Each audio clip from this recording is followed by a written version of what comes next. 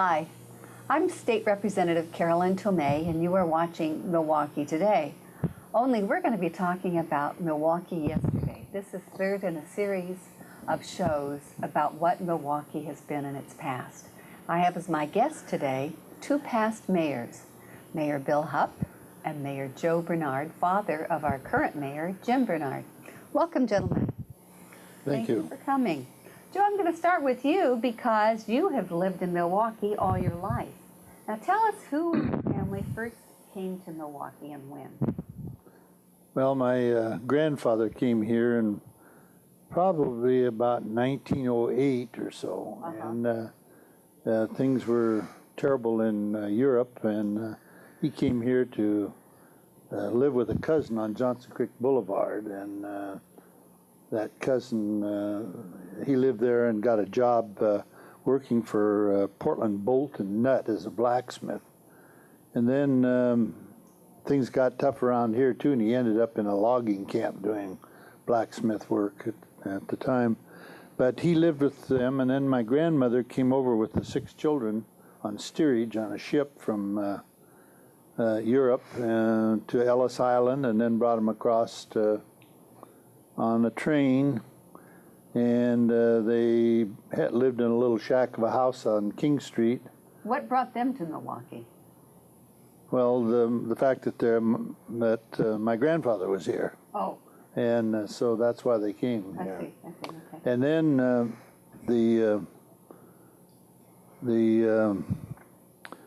my grandfather built a house there on King Street, which still stands, still a nice house, and had a German fella that he knew, Mr. Fritsch, who used to come every weekend on the streetcar out and help my grandfather build the house. And so they built the house there and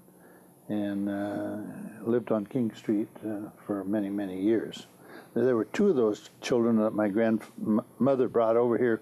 One was less than 1 year old, and my mother was less than 2, I think. So, I mean, just 2 real young kids, and plus 4 others. Wow, what a big family. Yeah. So how was your connection with St. John's Church in school? Well, my dad then came to Milwaukee because the church had owned a piece of property down where our current garage is. And I don't understand this story quite all the way, but they built a building for a guy who was going to come and start a garage. And something happened. He was, his name was Gass, G-A-S-S, and they had some relatives here. And something happened, and so my dad was working for his brother in St. Paul, Oregon as a mechanic, and he came here and started the garage in 1925, May of 1925. Oh, good. And so then at St. John's at the time, they had a boarding school up above the grade school, and my dad boarded there for a while and run the garage, and he met my mother at a dance they held there at St. John's, and that's how the tie was made. Ah. So how many generations of your family have gone to St. John's School? 4 generations. My mother, myself, my children, and now my grandchildren. That's amazing. Yeah. And Joe, how long did you have the garage? Your dad had it? I was there 40 years. 40 years. Yeah. And then you passed it along to my son Jim. Yeah. Who's had it? You were there for 40 years? Mm-hmm. Gosh. You were there 20 years before I moved to Milwaukee. Yeah. Yeah. Well, I didn't know that. I had a job working in the celery gardens. I always, as a kid, I worked for Ted Bin, and I always kid people that I got 12.5 cents an hour, which was what I got paid, plus all the celery I could eat. So, I did work there, and then my dad came up one day. He needed help at the service station, and he came up to get me, and I was probably a sophomore, junior in high school at the time, and so I started working at the garage and continued on all those years. So. And did you where'd you go to high school then? I went to St. John's High School in Milwaukee. We had a small high school, and I went there for 2.5 years, and then I went to Columbia Prep, which was at Portland University, and I graduated from there. St. John's High School, it got quite small, and my dad wanted me to go to Columbia Prep, so I did. Yeah, that's great. And so what years were you mayor, Joe? 64 to 66. And 66 is when we had the big flood. 64. 64, you're right. So Yeah. you went through the flood. Yeah, one of the first things I did, I was elected mayor, and we were down working a sandbag crew down on Max Pitch, you remember? Oh boy, I And remember it well. You we had a big sandbag group there kind of trying to keep the water from taking that place. And a short time afterwards, McLaughlin Boulevard collapsed into the river, and the traffic around town was just absolutely horrendous. It'd take you 2 hours to get from Selwood to Oatfield Road, and you couldn't get through it all. Wow. And we have some pictures of that, which I Mm-hmm. think Richard is going to be showing. So, Bill, Yeah. when did you move to Milwaukee? 1957. And what brought you to Milwaukee? I had a studio for 10 years in Oregon City, right next to the courthouse. And the main street of Oregon City was doing the same thing Milwaukee did. It was dying. And we lived in Eastmoreland, and I commuted on the interurban trolley for a long time.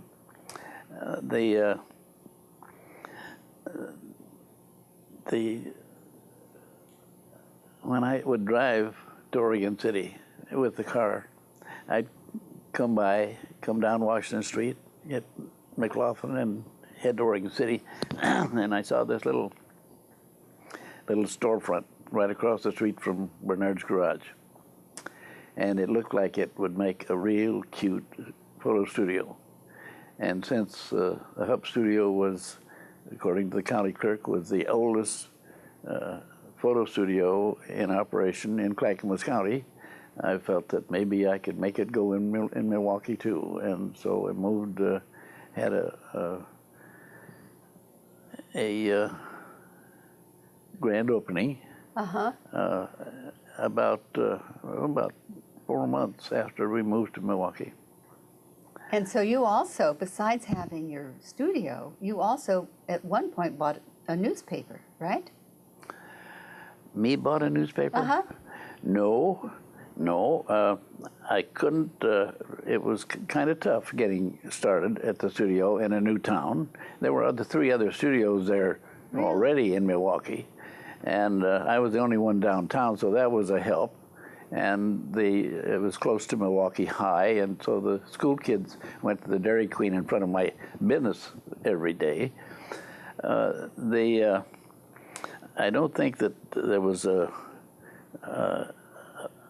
real problem with the other studios because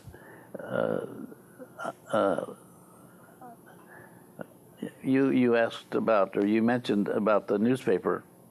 I couldn't afford the kind of advertising that I should have opening a new business in the city, and the community press wanted my advertising, and I made a deal with them. I'll write a column about the city of Milwaukee, and you give me the advertising. And so for 17 years, I wrote a column in the paper. Oh, and that's I it. got all of my advertising from that. What was that column called? Oh boy, we went through several names. It was Hupp's, Bill Hupp's Its and Bits. The wife called it Milwaukee Montage at one time. And at one affair, I had a top hat and a formal tails suit in a parade. And so everybody knew me with that top hat, so that picture was at the top of the column. The montage, I think, was the thing that lasted. It was a long column, and believe me, it wasn't anything that went on in the city of any interest at all that wasn't in that column. Good, bad, or indifferent. Joe Bernard will remember, I'm sure, the Milwaukee Review.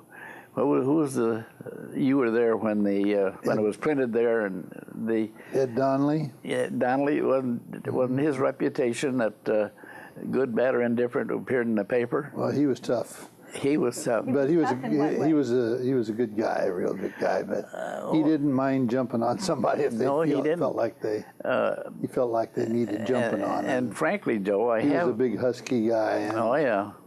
he sold out the paper and then went over and bought the Eastern Oregonian Oh. in Prineville. He had that until he died, yeah. My wife kept a copy of every one of those columns. Would you believe it? Oh, that's great. How long did you write those 17 columns? years. 17 years. Yeah. And how long did you have your photography business? I had it for 20 years. 20 years. Yeah. That's great.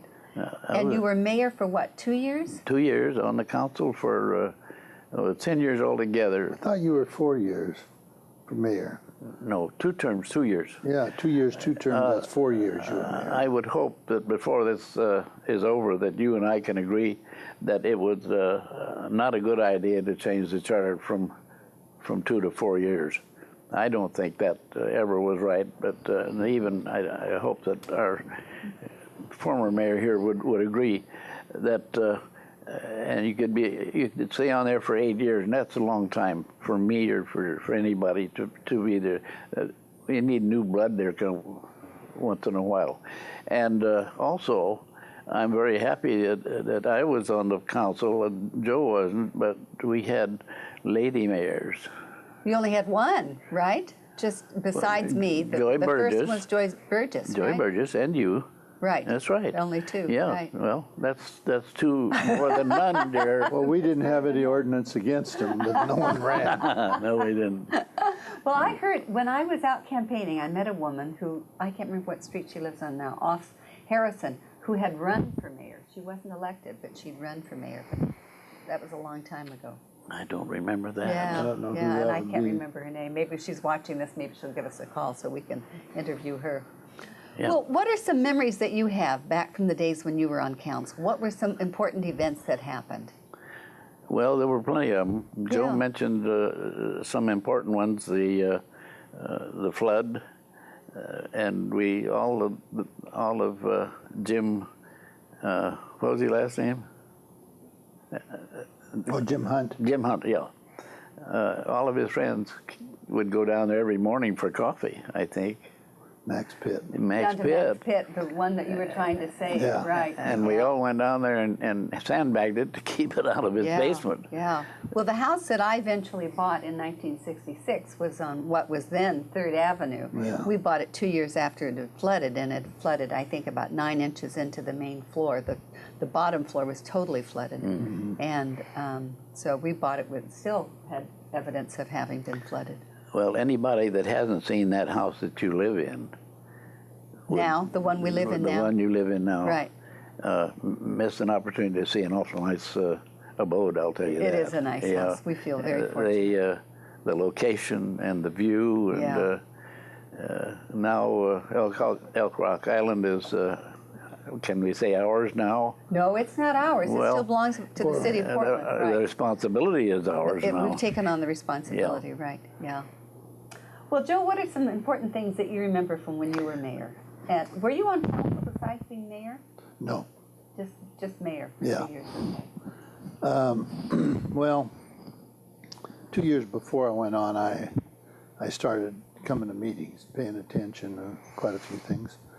And one of the reasons I didn't go for a second term is that my dad was afraid he was going to lose me in the business, I think, and he wanted me to, so he made a deal with me to get me back on my job at running an auto repair shop. One of the big things we had a wonderful woman who was a city secretary. Her name was Nell Martin. Oh boy, And let's talk about her. She was wonderful, and she knew everything about the city. And if you needed anything done, you just called Nell. And if you needed to find an ordinance, we had no ordinance books or anything.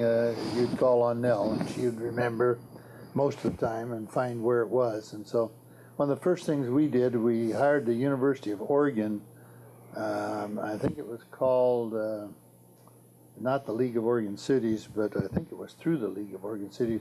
We hired them to come in and recodify all the ordinances of the city so that, we knew where they were, because Nell was getting quite elderly, and if something happened to Nell, the city would come to a stop, So she was a wonderful lady and did a great job. And then we had quite a few old timers, Leonard Mullen and Fred Spear. And it's funny that Fred Spear was the mayor, and then he became the first city manager, and they were in the automotive business and the school bus business. Then Leonard Mullen became the the second mayor and the second city manager after Fred Spear went off, and he was in the garage business, so all my competitors were. So I guess. So then it was your turn. Huh? Yeah, and in fact, that for some reason, which I won't talk about, but that was one of the reasons I decided to run. But then when we came on, myself, Walt Freeman, and Bob Richmond came on to the city council, and Theron Sedgwick and Charlie Renard were incumbent members. And the two of them disliked one another intensely, and if one voted for one thing, the other voted against it, no matter what it was. So, you know, you see some of this going on today a lot too, you know, and unfortunate, but that's the way it was. But anyway, we made a change in city managers, and a fellow by the name of Max Thompson came on and took over as city manager, and then later on went to LeGrand, where he became city manager. And then following him was Hal Schilling. And Hal left here and became city manager of two different fairly large, Vail, Colorado for one, and Reno. He became city manager of those two places. And then I don't know whatever happened to him then, but he lived out here on off Lake Road. Now, at what point was the sewage treatment plant built? Was that during one of your terms? Certainly was mine. What's that? The sewage It was treatment. certainly Before done you? during my It was my not? term. Oh yes, it was. It was done during yours? Yeah, I watched it being done. Yeah, I think it was after my term. Yeah, because It was mine because the city had its own sewage treatment plant, as you know. It was down by Johnson Creek, right? No, Mill Point. Well, yes, but Mill. What is that road between McLaughlin and Millport? Millport? Yeah, it was right at the head of Millport. Yeah. Right. And it was just overloaded. So that was, Milwaukee had its own. It had was its own. overloaded, Yeah. and so it was decided to build a new one. yeah. Yeah. And then the Oak Lodge sewer district, as I recall it, they had a sewer plant up by the railroad bridge crossing into Oswego, and they finally closed that and used Milwaukee's plant, if I'm not mistaken. No, they still have that going down there. Oh, did they? The one at Oak Grove? In I fact, thought- they're going to build another one. Well, I had heard that they, had that still going, but they were also using Milwaukee's. I don't know that anymore. Yeah. Well, how was it decided that it would be where it is now? What was there There at was that plenty time? of discussion. There's more discussion than there is about the odor, actually. There was a question really as to whether it would be on the east side of McLaughlin or the west side of McLaughlin. And it landed where it is now because of the fact that the area was ideal for it, and it was right. Kellogg Creek would feed it, as well as Milwaukee, and the ground was not good. That was the hang-up for a while. What do you mean the ground wasn't good? The location was mushy. It wasn't solid. Okay. Put a lot of rock in there, didn't they? Oh, they loaded it down. There was made a hill about 20 feet high of gravel just to compress it before they ever put it in there. And I can remember I even took Joe will remember, I think, that Bill Hupp tape recorded every meeting he went to. I wore out 3 Sony tape recorders. And I went down to Abraham was the man at the head of it. Oh, Sewer right. District 1. Right. Yeah. And they came to the council and promised absolutely they would never know it was there. Because there would be no odor. No right? order No odor. whatever, ever. And it kept doing it. And while I was on, and I took a tape recorder down there and I said, why is it still stinking? Why is this old stinky still the way you promised that it wouldn't. And he hemmed and hawed on the tape recorder, and I played it at the next council meeting. I said, get rid of the thing, get rid of it. It didn't get rid of it, but... well, they were going to expand it into the neighborhood where I now live. And that's sort of how I got involved in politics. They were going to, all of that south of the present. There was a lady that fought that, Mrs. What was her name? Piper? I don't know, but believe me. Fought it before it went in? Oh, yeah, she fought terrible. Really? Tell me about her. Well, they called her Gravel Gertie, I think, finally, at the end. Well, it used to be a gravel pit there, too. Yeah, Right, well, I know there yeah. was, but Piper Potter. And she really got upset about that thing, and finally, I think they moved. You may have bought her house. I don't know. No, we bought it from. No, it wasn't Potter or Piper. Yeah. Weaver. Yeah. Well, I knew her very well. She was very active in trying to keep that sewer plant from being put in there. Yeah. But she lost out and moved out of town, I think. And they promised to develop it for a park to that southern area where they were going to expand it. Yeah. And they didn't do either. They didn't do anything. They didn't move it, and they didn't make a park out of it Yeah. that we could use Yeah. for a number of reasons. Most of them the odor. But anyway. Right. Yeah. It's too bad we can't do something about that after all these years. What, 25, 30 years? It's getting close I wish it wouldn't cost so much to do it. to move it. Yeah. Yeah, it would be a fortune. Yeah. Well, what are some of the other important things that happened? Well, about Your what? when I was there, I was on the chairman before I was mayor of the North Clackamas Central Park Association, and we got the property, raised the money to match some funds that Omark Industries and John Gray gave us to buy the park grounds out on Rusk Road. And we got that. I think we had 10 acres donated, and then we had some matching funds, and I think there's 20-some acres out there, which I'm glad has been preserved. Right. That's a wonderful. Don't forget, there was a park board to develop Oh, yes, that. I know that. And I was head of the publicity and took the pictures that... Because I was chairman of the park board. You were chairman of the board, and I was a member of the board, and Rod was on. McBride, Right. yeah. She was there, and Orville Robinette was the first chairman, and then he died, and so I was chairman of that. We got the property and got it bought, and I think that was a good thing for the area. And putting the senior center out there was wonderful. Was that under one of Oh, yes. you? Well, I don't remember. That wasn't under my term. It was under mine. Was it, Bill? Good Yeah. for you. Actually, I was the mayor, and Cy Nims was hired by Hal Schilling as the city planner. He was from West Lynn, and I had been in Oregon City for 10 years and with the studio, and I was also the official photographer for Clackamas County Sheriff's Department.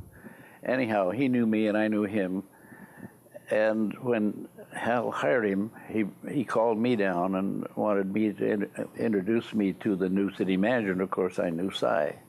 And we met up there up there on the second floor where Richard has his little control room, and that was the mayor's office at that time. All it had was an American flag and a desk. But anyway, when Cy walked in, we shook hands and discussed a number of things. And he said, "Bill, you've been here long enough to know what the city needs." And the first thing I thought of was, we need a city center. We need a senior center. And he said, "Well, let's work on it." And thank goodness I was a part of it, because the city hired Paul Richards for one purpose, to write a grant so that Milwaukee could start it. And, and the grant was successful. Awful lot of discussion and argument back and forth as to where it would be located. One of the places, the school district wanted it down below their present administration building. There on Lake Road? Yeah. And there wasn't very many people that wanted it there. Well, some people, too, were reluctant to put it out where the park is, because the park has been noted to be flooded in a few times history that I remember, the park area was flooded, and so that was a concern of some people I know. But they took care of that, and it's where it belongs, because the city's going to go east anyway for someday. Not in my lifetime, I hope. But yeah. Well, it's one of the most wonderful senior centers in the whole state. It is It's really something to be proud of. Well, something that people have talked about over the years since I've been here is about Crystal Lake Park, that the city had a chance to buy that at one point. Do you remember that, either yes, of you? ma'am, I remember it. Well, tell us about that. That's the one on Harrison Street. Right, yeah. It was just a matter of money, the lack of money that kept us from buying it. There was one person that was really working hard, and that was Joy Burgess. If she ever did anything when she was in the city, she worked awfully hard to get the city to buy that park. The city, they couldn't even get enough interest to put a bond issue to buy it. It didn't even go out for a bond measure? No. Of course, that was a full-time park when I was a kid. Right. You know, they had a big wooden swimming tank. Oh, and boats. They had, boats. I know, and they had a motorcycle racetrack, and there were big picnics there, and they had, you know, the booths and stuff where you throw the baseball at the pins, and they had all those kind of things. And they operated during the summer, and I know at times in our home up on 40th and Washington, I could hear the music because they had a big dance hall in there. Stuff, and I could hear the music and the noise from there when I was a kid. So all over that town, really. Yeah. Yeah. So then it kind of sat and went in disrepair for a long time, and then, you know, they bought it and developed it. So Robinette of the North Clackamas Park was the one that bought a lot of it and developed it in the condominiums. and stuff he did. Yeah. And that's all very nice, but it's too bad we lost it as a park, isn't it? That would have been a wonderful asset. It really was. Yeah. Gosh, I can remember going to picnics down there, maybe 200 or 300 people. Right. Running down there with one leg in a bag of. The three-legged race? Three-legged race. Right. Okay. We have about 1 minute left. Anything you want to tell us before we... Well, I love Milwaukee. I just want to say this. When I came here, we never locked our doors. It was that free. Of course, we only had 3 people on the police department, too. Yeah, and you remember that. Yeah. And one of them dealt with parking in downtown Milwaukee. And I got a ticket when I moved to Milwaukee. A week after we started working on the studio and getting it built up the way I wanted it, I parked in front of Hyde's Restaurant, backed it into the parking place on an angle parking. And Slim Worry was the officer, and he didn't care if you were the president himself. You got a ticket, and I got a ticket for backing into the parking place in front of Hyde's Restaurant. You should have. Right.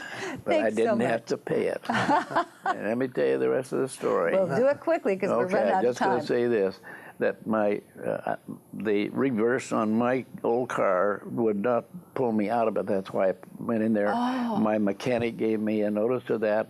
I took it to court. The judge said, under the circumstances, we can't fine you for not being able to run your vehicle. And he said, weren't you with the sheriff's office? I said, oh, you bet. And he said, how would you like to be a Milwaukee police officer? He swore me in that night. Thank you for joining us. I'm State Representative Carolyn Tomei. You've been watching Milwaukee Today, but we've been talking about Milwaukee yesterday. So join us again next week, and we'll follow up on some of Milwaukee's history. Thank you so much. Bye-bye.